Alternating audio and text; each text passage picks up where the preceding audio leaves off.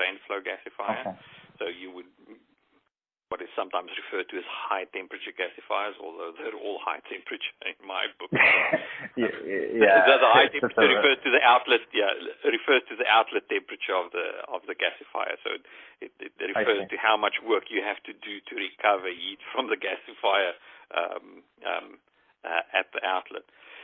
And so those technologies have been in operation, have been proven commercially with a wide range of feed materials. But gasifiers are expensive, and you do not have economy of scale beyond a certain limit. So you cannot. The gasifiers do not scale infinitely. So that's why if you were trying to produce syngas, you'd rather just go with steam reforming.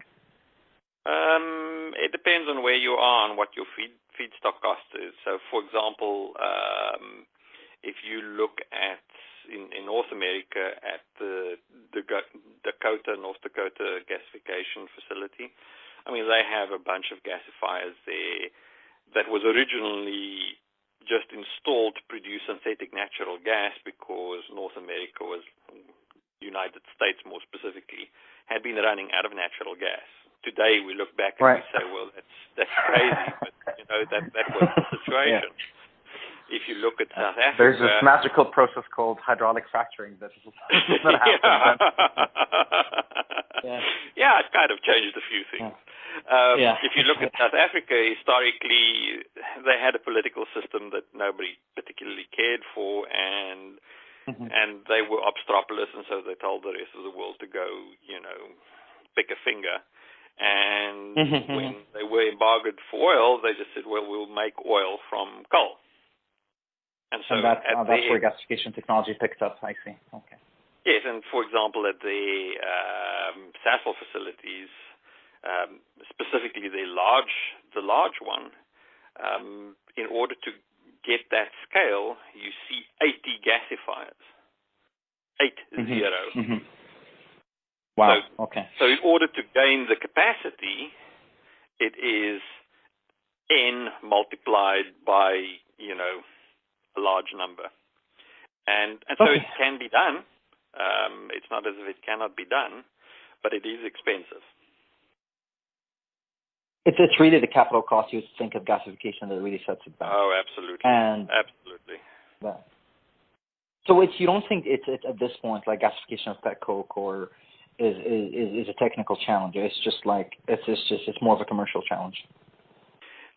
I think it's mainly a commercial challenge, and then depending on the specific nature of the petcoke, you might come across some technical challenges. I'll give you just an example Please. that we encountered recently. So one of the Canadian companies had gasifiers, and what they gasified was the actual feed section of the product spectrum. And they had endless problems with erosion. And so this is public knowledge, so I can share it. So they had problems with erosion, and it was commercial gasifier, proven technology. But the coke was far more erosive than anything that anybody ever before saw. So, so one has to be careful to say that it is, signed, sealed, and a done deal.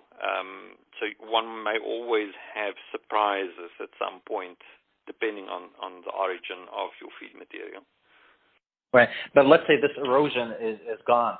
Do you see gasification of petcoke exploding by chance? It depends, again, on what society wants. At this point, I'm just surprised that we, again, sorry for my jadedness.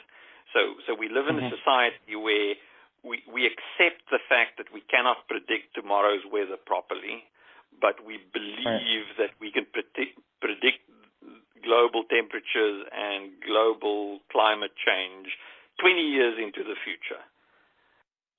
For me, that's just bizarre, but, okay, maybe I'm just jaded. Having said that, the politicians and most of society seem to believe this, and this is changing the way in which people think. So if